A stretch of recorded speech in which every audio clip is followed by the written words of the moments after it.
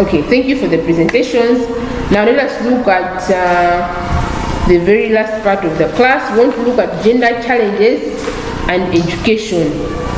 Gender challenges and education. We're going to look at a few challenges that are encountered in education, such as the role of the school, the peers, teachers, curriculum, and textbooks. First of all, let us look at change or revision of national policies. For example, we have the change or revision of nation policies or education policy.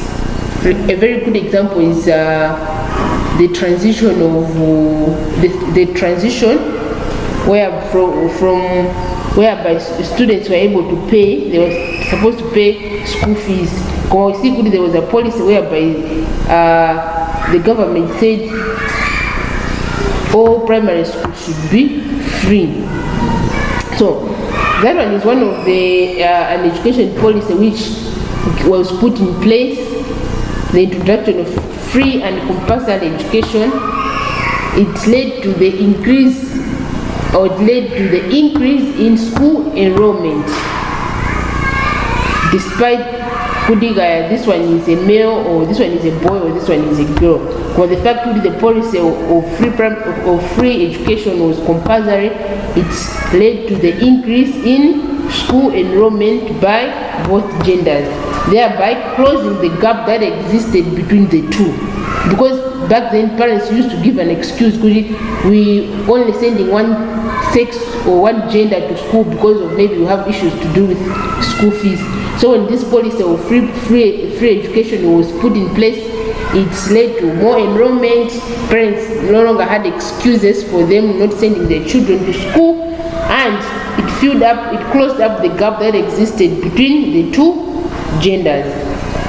But also we look at the need to revise our curriculum. They need to revise the school curriculum. What do you think would be the impact of revising the curriculum?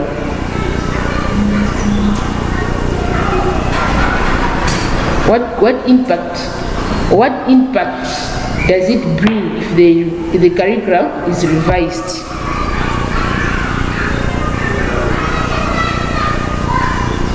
A very good example, we have seen when we look very back in the 1994s up to the recent, we have seen there have been a lot of revision. There have been a lot of revision in the curriculum that we're using. Back then, boys were used to, the curriculum was made in such a way that boys were mainly supposed to learn, like the girls were supposed to do the cookery, the needlework, while the boys were supposed to do other courses which were deemed to be masculine. But with the revised curriculum, we see even the subject name was changed to expressive arts. That means both genders, it's friendly to both genders. While back then it was needlework, which was mainly for the girls. It was cookery, but nowadays just expressive arts, which is convenient to both sexes. So still more, we might continue to revise our curriculum so that it is friendly and doesn't bring any gender gaps between the two sexes. That's how curriculum can also, one of the education challenges that is being faced, and we're looking at how we can tackle it so that it doesn't bring any gender inequalities among the two sexes. Then you have also textbooks. How are our textbooks designed? Do they have any issues to do with gender inequalities? When you look at the textbooks that we have been using and we're currently being used in our schools, how are they designed? They're in favor of both sexes. How? They're in favor of both sexes? For where I come from, I think we had, as I was growing up, we had this book called Mulenga and Jovita. I think it showed gender differences because you would see that they would write Mulenga, they would say Jovita is sweeping the house and while Mulenga is cleaning. Yeah, or again they would say the mother is cooking while the father is reading the newspaper. So it showed some gender differences there in terms of the roles. So textbooks play a role, and curriculum developers must select textbooks that tackle relevant issues, stories, and subject matter on gender. Just as our friend has said, that the textbooks that are used have a very big impact in what is read in schools or as far as education is concerned. So the textbooks should be, the textbooks in use should be those textbooks that are able to cover up relevant issues or stories or subject matter on gender. They should not show some gender gaps, or they should not create some gender gaps as the textbooks when they are being portrayed or they are being used or as they are being used in the different circles of education. What about the illustrations? How are illustrations used in these textbooks?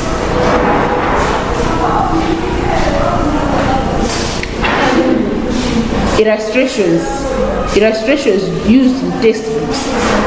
Make sure when especially for the curriculum developers, they should make sure the illustrations used, they are balancing up stories for both girls and boys. There are some textbooks which only talk about boys. You find a textbook being used in class, but it's not gender sensitive.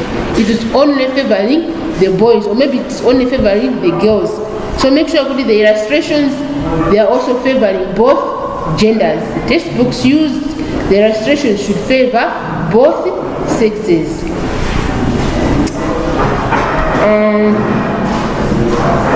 So mainly wanted us to look at, just to cover up some of the gender challenges and education that are encountered in the education sector in terms of the revision of education policies, but also the curriculum, but also the textbooks that are used. So in case you encounter maybe you encounter a question whereby one is asking you some of the challenges that are encountered or gender challenges that are encountered in education, you should be able to talk about the policies, you should be able to talk about the curriculum, the textbooks, the illustrations that are used in the circle of education. Any questions, any comments?